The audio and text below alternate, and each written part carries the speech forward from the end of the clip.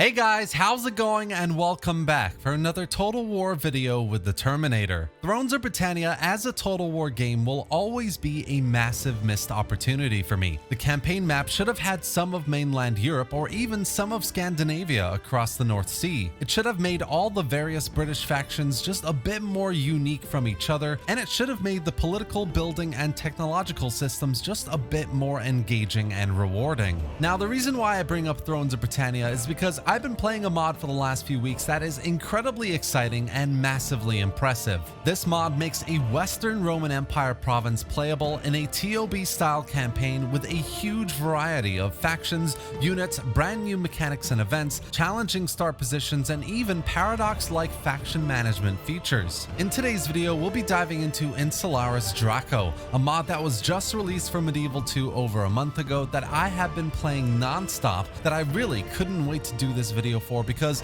in my honest opinion, it does everything Thrones of Britannia should have done and more. By the end of this video, I guarantee you will have to try this mod out for yourself. So let's get started. From the northern reaches of Pictland in Britain to the snowy peaks of the Southern Alps, from Ireland and Brittany in the west to Daneland and Germanic tribes like the Alemanni in the east, Insularis Draco, meaning Island of the Dragon in English by the way, is a mod built on the 2014 Invatio Barbarorum 2 mod that completely overhauls Medieval 2 into a gameplay experience that completely blows Thrones of Britannia out of the water. There are 3 playable campaigns, with the Grand Campaign taking place in this lovely campaign map you see here. It comes with 30 unique playable factions like the Saxons in modern-day England, the Picts up in Scotland, or even the Western Roman Empire's Gallic province down around Paris. There's also a specific British campaign where you can again play as over a dozen factions in mainland Britain, as well as an Irish campaign where you can fight to become the King of Ireland. Through all of these campaigns, the vision of this mod becomes clear.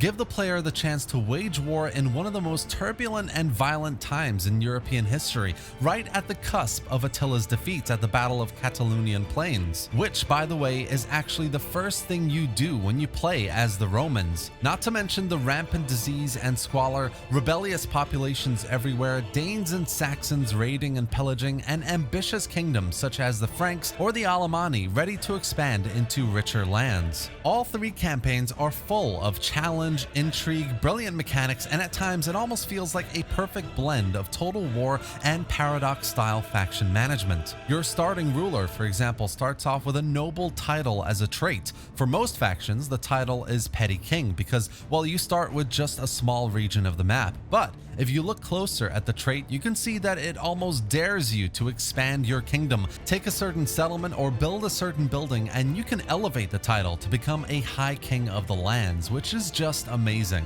Every ruler has this trait, and in effect, it's a mini short victory condition that incentivizes you to expand a certain way and create a proper historical kingdom. Another awesome feature here are the dozens and dozens of unique events and scripts. From seers, saints, and poets that randomly pop up and give you a divinely inspired foretelling of future events, or lovely historical poems, or bestow holy blessings, to the seemingly massive invasions by a variety of powerful factions like the Visigoths, Burgundians, or Slavs, to event scripts for the fall of the Roman Empire, the plague of Justinian, or Attila's death. This mod is filled to the absolute brim with historical intrigue, events that have an impact on your faction, and fabulous engaging scripts that force you to alter your strategy. Insularis Draco is clearly a project that has taken years to build and release, and the proof is literally everywhere you look with the fabulous attention to detail the modders have put into their work here. Rivers, for example, have been retextured so that not only do they look better, but some of them can actually be traversed by ships, which is actually amazing.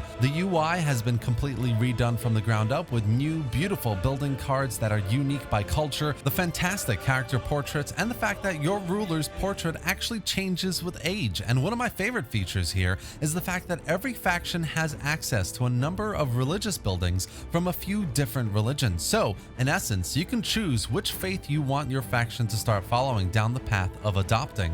The campaign gameplay overall is quite balanced, it's polished, there's a brand new map with new interesting factions, and for the amount of work that's gone into all of this, Insularis Draco is surprisingly stable. On medium difficulty, things are very challenging for most factions, and coupled with the variety of new mechanics and fantastic historical events and scripts, I have been having a whale of a time with my Scots, Roman, and Alemanni campaigns. Over on the battle side of things, it goes without saying that of course every single faction has a huge variety of units to choose from, with great historical context that provide fabulous, unique gameplay styles, with the Picts and their lightly armored but very versatile infantry, the Romans with their super heavy but extremely expensive units, or the Saxon factions with a mix between the two and a chance to adopt more Roman-style military recruitment and training. This all translates really well to the battles as well, so when facing an opponent of a certain culture, it helps to be aware of the types of units they will bring to the battlefield and how to counter them effectively.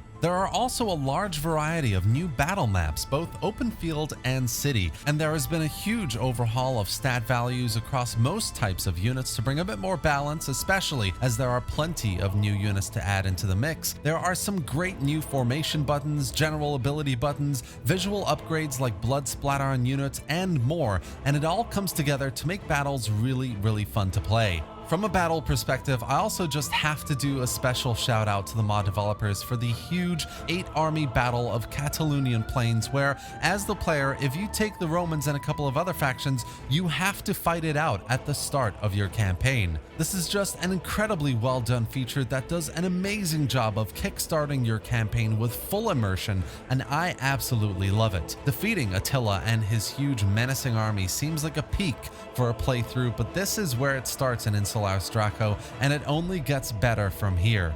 Finally, I also just want to mention a very quick installation guide for the mod. It's super easy for anyone who's worried. All you have to do is go into the ModDB page I've linked below, download the latest version of the mod, unzip the file using a program like WinZip or 7-zip, and place the Insularis Draco folder into your mods folder in the directory on your screen now. And that's honestly it. Once you've got that in there, you should be good to go to play with the mod.